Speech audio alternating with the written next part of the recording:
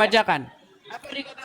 Berkat rahmatnya dia jadikan untukmu malam dan siang agar kamu beristirahat pada malam hari. Agar apa pada malam hari? Bobo. Untuk beristirahat pada malam hari. Agar kamu mencari nafkah sebagian karunia-Nya pada siang hari. Ini. Oh. Tapi selama ini umat muslim baca Al-Quran, baca Arabnya doang. Wa mir rahmatahi dan seterusnya. Amin. Dapat amal, dapat pahala. Karena apa? Karena tujuan baca Quran mencari amalan, mencari pahala. Masalah artinya, oh, yang dibahas apa? Lari kemana-mana. Ya, gimana Bang Ahmad? Kalau bagi saya, Bang, saya tidak malu mengatakan yang benar itu benar, yang salah itu salah. Saya nggak malu. Nah, kalau saya mau murtad, ya itu hak saya gitu. Nah, ternyata saya pada saat ini belum murtad. Saya cuman mengajak teman-teman agar mengatakan yang benar itu ya benar, yang salah itu ya salah. Gitu loh, Bang. Ya. Contohnya, Bang, seperti yang ditahan kayak anak Batak. Yang benar-benar aja lah negara ini, maksud saya itu, jangan asal-asalan membuat undang-undang. Kalau memang undang-undang agama itu dilakukan, banyak Bang yang nggak bertangan orang. Contohnya ini, Bang, mencuri mangga, itu wajib dipotong itu tangannya, Bang. Menurut agama Islam mencuri itu harus dipotong tangannya, betul? Iya. Ya udah dilaksanakan aja sama negara, kenapa? Mereka maksud. tidak mau mengikuti hukum Allah, Bang. Ya itu tadi, itu yang saya merasa malu gitu sebagai umat Islam. Potong tangannya biar nggak bertangan semua. Termasuk saya ini bisa bisa kepotong tangan saya yang pernah mencuri saya, Bang. Nah, biar nampak semua Islam itu Islam yang mana gitu. Jadi kalau saya jalan ke sana kan udah dipotong tangannya. Oh, itu agama Islam. Dipotong tangannya mencuri gitu. Biar paham gitu loh, Bang. Oke, Fazil. Assalamualaikum. Bentar bang. Lagi di warkop nih. Silakan nyalakan kamera, Bang Fazil. Silakan.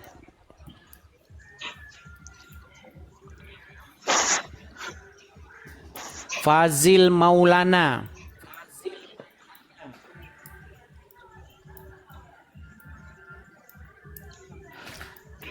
Jangan lama-lama, Bang. Bentar bang, lagi rame nih bang. Bentar.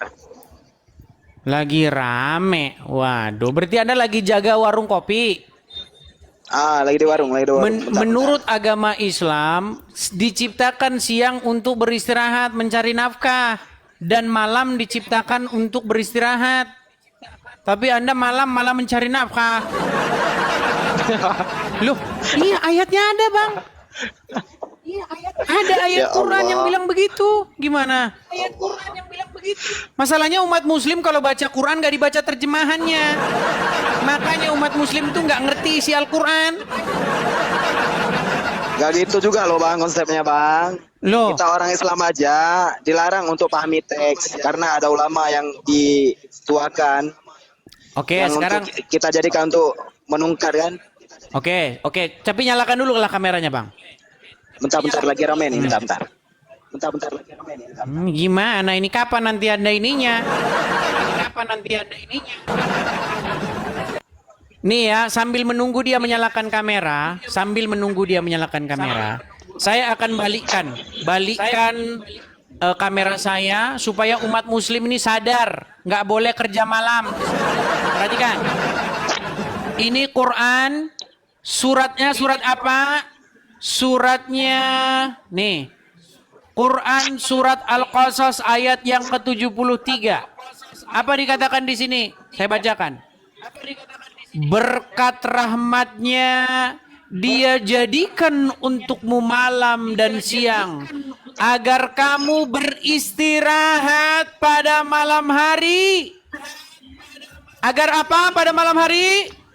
Bobo.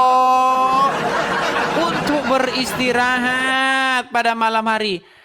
Agar kamu mencari nafkah sebagian karunianya pada siang hari.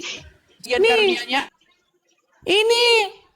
Oh. Tapi selama ini umat muslim baca Al-Quran, baca Arabnya doang. Wa mir rahmatahi dan seterusnya. Amin.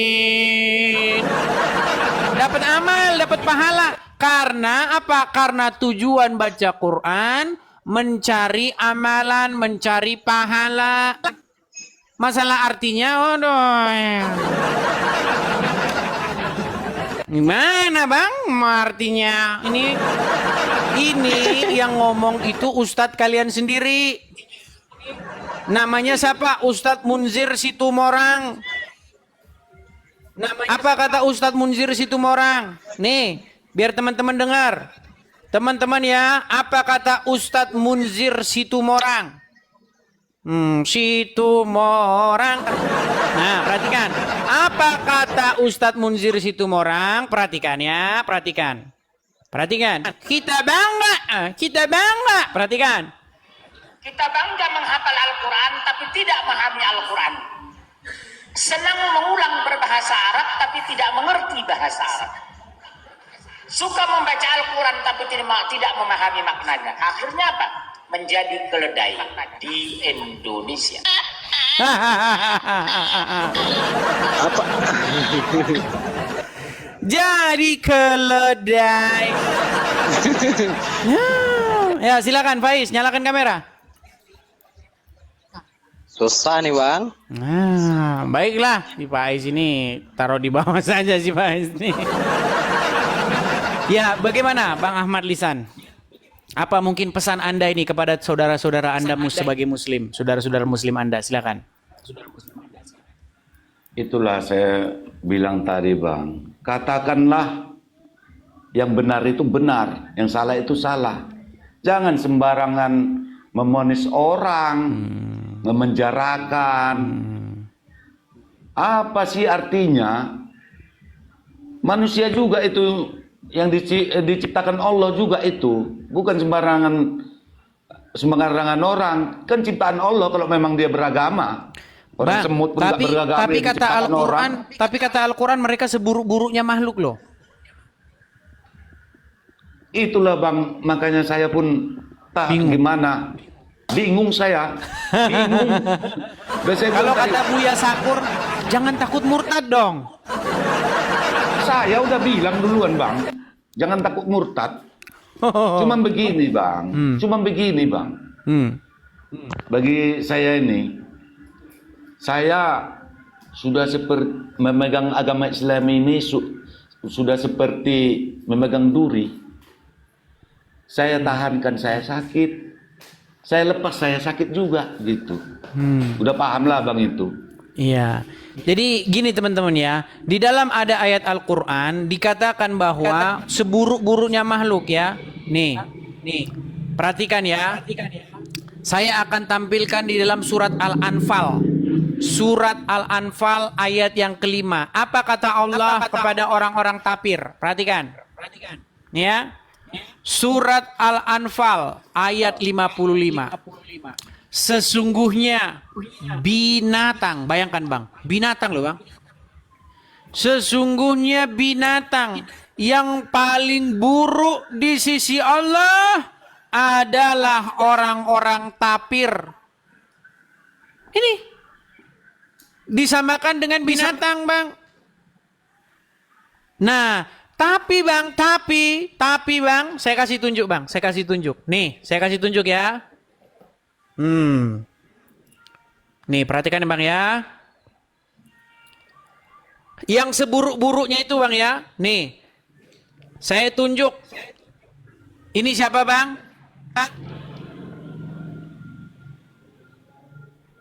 Ini kaum muslimin bang. Kaum muslimin naik haji. Ya, ketika mereka naik haji, mereka tidak naik unta bang. Nih, ini kaum muslim jamaah haji. Mereka naik haji. Mereka naik haji pakai apa? Pakai pesawat terbang. Pesawat terbang buatan siapa? Buatan tapir. Yang katanya seburuk-buruknya makhluk. Bayangkan bang, orang Islam yang bilang, yang percaya bahwa seburuk-buruknya binatang itu adalah orang tapir, tetapi di detik yang sama orang Islam yang bilang begitu naik pesawat bikinan orang tapir. Ini yang saya katakan bang, sungguh kalian berada dalam kenekatan yang sangat nyata. Ini bang, kita tahu bang, pesawat ini buatan non muslim. Nggak ada bang muslim yang nemuin teknologi begini. Ini buatan tapir-tapir semua yang nggak percaya sama Allah. Buatan Wahyudi, Kristen, ya Jepang. Ini buatan orang Kristen, Yahudi semua ini. Barang-barang ini, pesawat terbang. Tapi bang, mereka yang dikatakan seburuk-buruknya makhluk itu malah dipakai alat penemuannya. Coba bang. Untuk cium-cium batu itu bang ya? Iya, untuk nyiumin batu ke Arab. Untuk ini. Mereka datang ke Arab. Apa yang dilakukan umat muslim nih? Umat muslim main lempar-lemparan. Nih. Lihat ya. Apa yang dilakukan umat muslim ke Arab? Mereka main lempar-lemparan bang. Nih. Ini menara ini bang, pilar-pilar ini ada 3 ini bang. Dulunya cuma 1 ini bang, makin dilempar makin gede. Nah, nih ini mereka main lempar-lemparan batu. Mereka naik haji ke Arab pakai pesawat. Umat muslim menemukan batu, rumah setan, lempar-lempar pakai batu, makin dilempar makin gede. Ini bang, Buya Sakur pernah bilang bang, naik haji itu bang seperti mainan anak-anak. Lempar-lemparan, camping-campingan. Nih bang, terus nih apa yang umat muslim lakukan nih? Nih perhatikan ya bang ya. Sebentar. Perhatikan bang, apa yang umat muslim lakukan di negeri Mekah? Nih bang, nih. Nih ada batu nih, nyium-nyiumin batu kayak begini nih. Nih bang. Cium-cium batu, nah nih. Bahkan kalau ada nonton bang, ada seorang wanita bang, desak-desakan bang, mohon maaf bang, dilecehkan. Padahal di dalam Al-Quran dikatakan apa? Rumah Allah ini sebagai tempat yang aman. Menurut Al-Quran tempat yang aman, faktanya. Mau saya lihat pengakuan seorang muslimah yang mohon maaf ya. Itu kemaluannya katanya dipegang di situ. Nih, kita lihat videonya ya. Bagaimana ada seorang muslimah yang naik haji, ya cium batu, dia malah ini nih.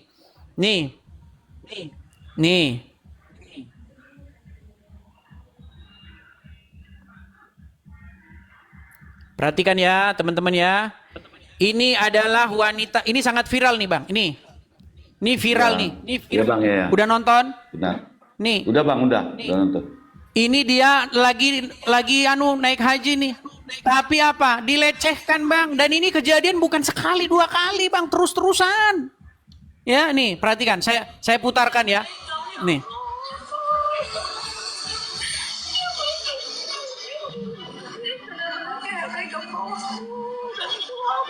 Nih, lihat nih. Ya Allah, sumpah ini pengalaman atau kayak gimana ya, ini aku harus banyak-banyak istighfar sih, astagfirullah.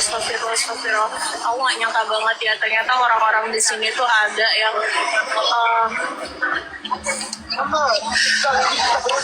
benar-benar bener-bener ya Allah, aku dari tadi ya diikutin sama orang itu ternyata.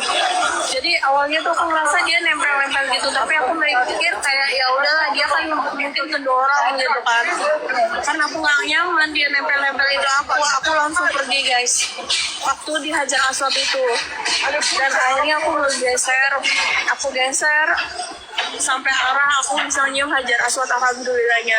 Tapi setelah itu kepotong sama azan subuh, dan aku ngambil barisan buat sholat. Nah ketika aku udah sholat nih, ya Allah, aku tuh ke Multazam mau berdoa di situ, dan aku tuh pengen megang, dan aku tuh bisa masuk ke barisan yang ke Multazam itu di depan persis dia megang. Allah. Megang. Maksudnya megang itunya. Nah, makanya saya bilang, apa yang dikatakan dalam Al-Quran nih? Di dalam Quran surat Al-Baqarah, nih saya bukakan ayatnya ya. Surat Al-Baqarah nih, sebentar ya. Al-Baqarah, sebentar nih. Al-Baqarah Masjidil Haram. Bentar. Tempat yang aman. Itu ada di dalam surat Al-Baqarah ayat yang ke-125.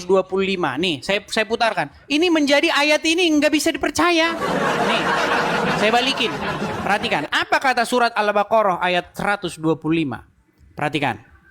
Dan ingatlah ketika kami menjadikan rumah itu, Baitullah, tempat berkumpul bagi manusia. Dan tempat yang aman. Tempat yang apa, Bang?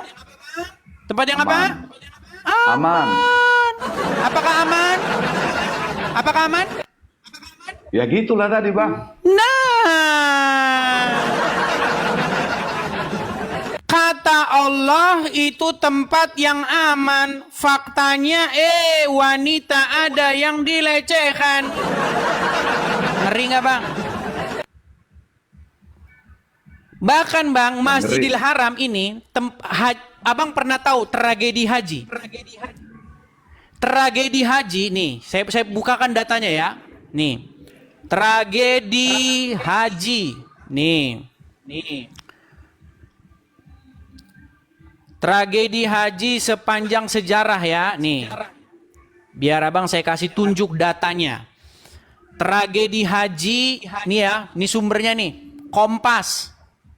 Ini sumber ini valid kalau katanya si Ahmad Kainama. Valid. Nah,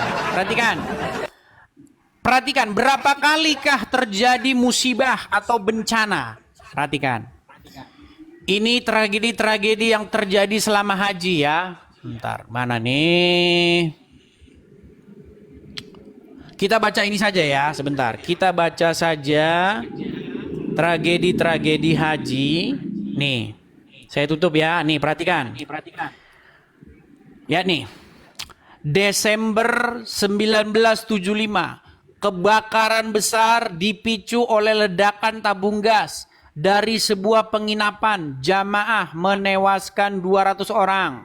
1979, kelompok militan yang terdiri dari ratusan pria bersenjata menyandera ribuan jamaah haji di dalam Masjidil Haram. Atas insiden ini 153 orang dikabarkan meninggal dan 560 lainnya terluka. Jamaah haji asal Iran melakukan protes, kemudian direspon dengan petugas keamanan Saudi. Insiden ini merenggut 400 nyawa. 10 Juli 1989, serangan di luar Masjidil Haram mengakibatkan tewasnya 1 orang dan 16 lain terluka. 2 Juli 1990, gangguan pada sistem ventilasi di terowongan Mina mengakibatkan jemaah berdesak-desakan hingga merenggut 1.426 nyawa. 24 Mei 1994, sebanyak 270 jemaah haji meninggal.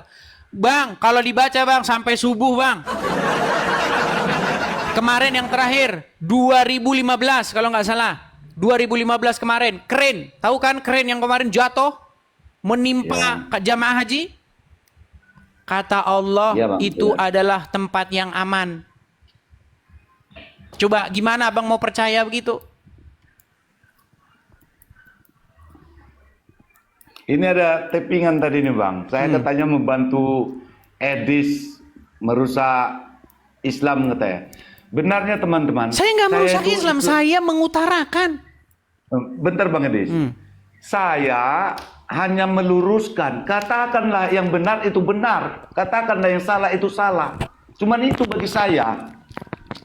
Nah, kalau kamu mau cium-cium batu itu menghapus dosa, ya silakan. Karena saya nggak yakin itu menghapus dosa, itu batu. Itu namanya syirik. Nah, saya hanya percaya sama Allah Ta'ala. Itu bagi saya. Tuh. Nah, Ya kan? itu bagi saya hanya percaya pada Allah Ta'ala. Saya percaya sama Al-Quran.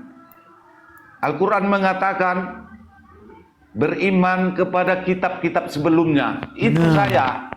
Ah. Iya Pak. Jadi memang yang terjadi selama ini, itu banyak umat muslim itu, dia tidak belajar nih. Makanya nih, dikatakan begini, tapi ya serba dilema juga nih Bang nih. Ini muslim nih, ini hadis, ini Quran, ini hadis nih. Yang mana ini? Nah, Pak Cakra itu mengatakan buku-buku hadis ini ya, yang isinya, Bang, hadis itu sebagian besar diriwayatkan Abu Hurairah. Tahu nggak Bang Abu Hurairah itu siapa? Itulah Bang kurang paham saya nggak. Jadi begini. Kalau hadis-hadis ini saya. Jadi justru Abu Hurairah menurut riwayat-riwayat Muslim itu adalah orang yang paling singkat. Dia bertemu dengan Muhammad kurang lebih hanya sekitar 2 tahunan. Dia hanya bertemu Muhammad 2 tahun, tetapi dialah yang paling banyak meriwayatkan hadis. Makanya saya bilang Bang, ketika saya pelajari agama Islam ini, bukankah Muhammad lebih dahulu dia itu berteman dengan sepupunya, yaitu Ali bin Abu Thalib. Muhammad itu kan menurut riwayat dirawat oleh Abu Thalib. Ya kan? Kemudian Abu Thalib itu punya anak namanya Ali. Menantunya Muhammad sendiri itu akhirnya nanti yang menikah dengan Fatimah. Berapa hadis yang diriwayatkan Ali? Paling 5 ekor. 5 ekor.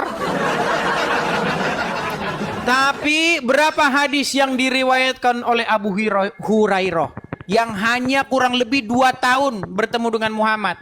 Penuh, numplek Bang. Bahkan dia itulah orang yang paling banyak meriwayatkan hadis. Nah, di dalam riwayat-riwayat hadis, tahu nggak Bang arti Abu Hurairah itu apa?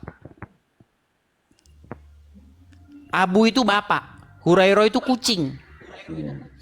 Kucing. Jadi Abu Hurairah itu kalau secara letterlek itu artinya bapak kucing. Maksudnya dia itu seorang bapak penggemar kucing. Dia itu sangat senang dengan kucing. Makanya zaman saya masih kecil, waktu saya masih kecil, masih main mobil-mobilan ngeng. Nah itu, saya punya teman. Nah, teman saya itu nabrak kucing, main mobil-mobilan kami kan, nabrak kucing. Dia ketakutan. Kenapa katanya? Nanti kami disuruh ngitung bulu kucingnya. Waktu saya masih kecil Bang, disuruh ngitung bulu kucing. Karena apa? Karena hewan kesayangan Rasulullah itu adalah kucing katanya. Jadi kucing ini sangat kami muliakan kata dia. Ternyata setelah saya sudah besar, setelah saya periksa, oh ternyata banyak diriwayatkan, hadis-hadis diriwayatkan oleh Abu Hurairah, penggemar kucing. Makanya Bang saya tahu kenapa umat muslim itu sangat anti sama anjing. Tahu nggak kenapa? Kan umat muslim nggak bisa kalau ada anjing di najis. Najis, karena air liur najis katanya. Ternyata, ini dugaan saya Bang ya, dugaan saya. Namanya kucing, itu kan paling takut sama anjing. Abang kalau jadi penggemar kucing, ya, Abang itu sangat menjaga kucing Anda itu dari anjing. Karena ini 2 hewan ini, Tom dan Jerry ini. Ya kan? Kucing dan anjing itu lambang permusuhan abadi. Jadi di mana ada anjing, di situ dia ngejar kucing. Nah mungkin, ini sangat mungkin karena Abu Hurairah itu sangat penggemar kucing, bisa jadi dia sangat benci anjing. Makanya dalam riwayat-riwayat, ya anjing itu selalu ya air liurnya najis lah, membatalkan sholat lah, jelmaan setan lah. Makanya saya sangat menduga, ini hanya menduga ya, saya sangat menduga itu ada unsur-unsur pribadi di situ. Kalau kamu nanti nabrak kucing, kamu harus hitung bulunya.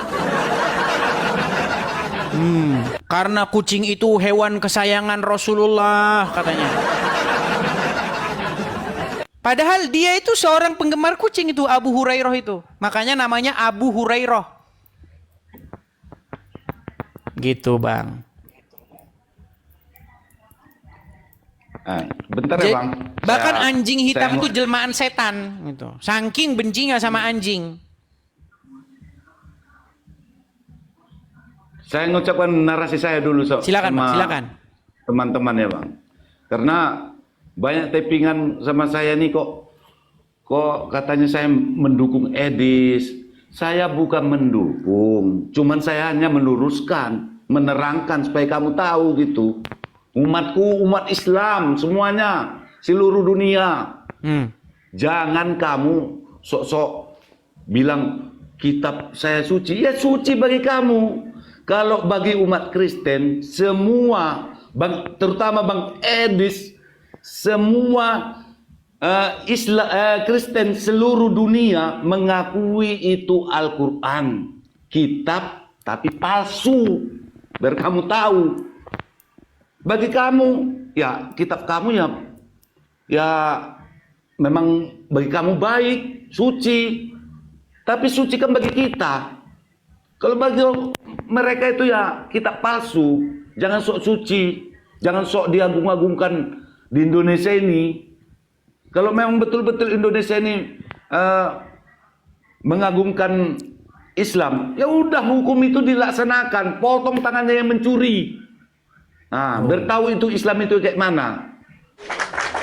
Jangan dikit-dikit ditangkap, dikit-dikit ditangkap. Saya nggak takut saya. Ya, seperti saya bilang Bang. Dibawa nggak takut. Saya hanya gini, kita ubah yuk kebiasaan. Maksudnya begini, argumen lawanlah dengan argumen.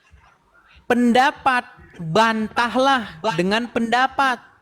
Jangan sikit-sikit lapor polisi. Saya kasih contoh Bang. Saya kasih contoh nih.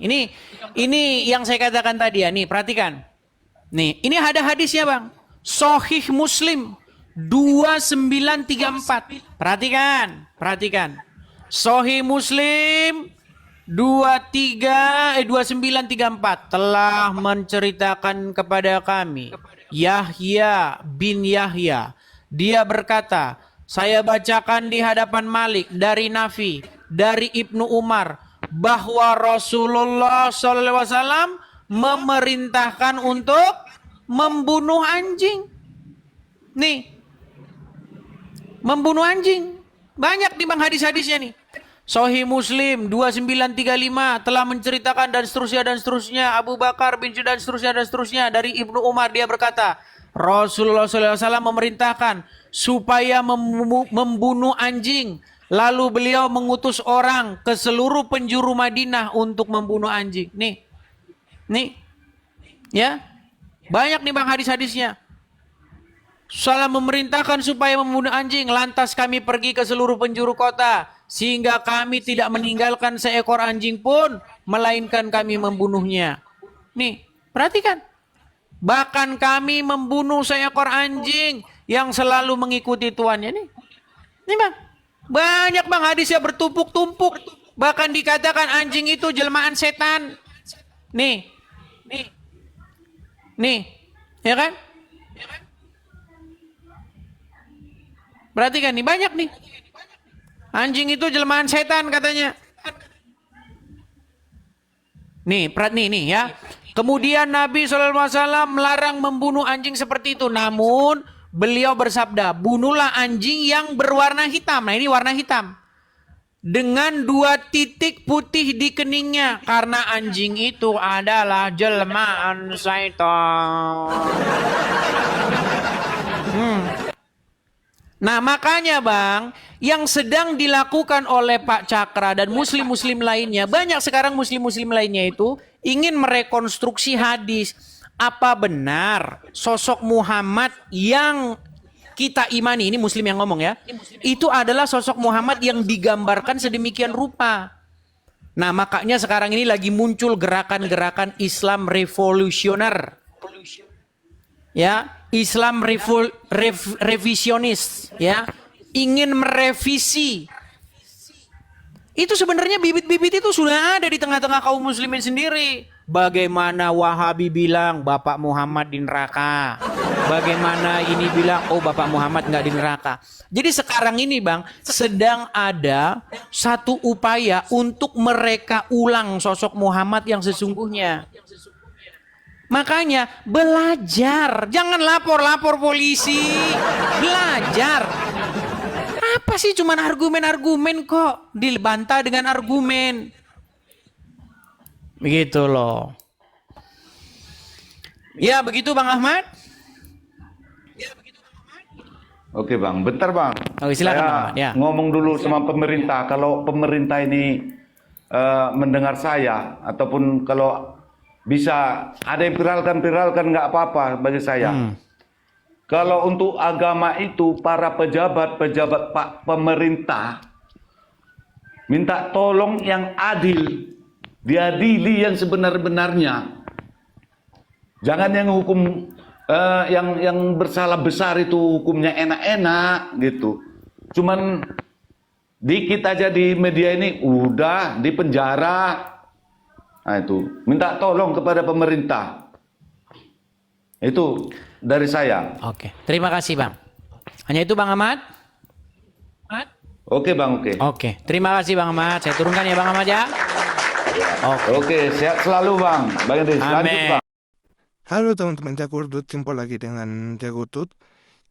Dalam video ini diskusi mengenai agama merupakan salah satu bentuk pencarian makna yang paling mendalam dalam kehidupan manusia, dalam keberagaman pandangan dan keyakinan.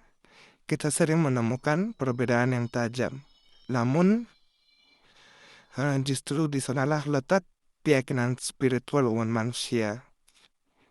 Perbedaan ini seharusnya tidak menjadi alasan untuk saling menolak, tetapi menjadi kesempatan untuk saling belajar dan memperluas cara pandang kita terhadap dunia dan kehidupan.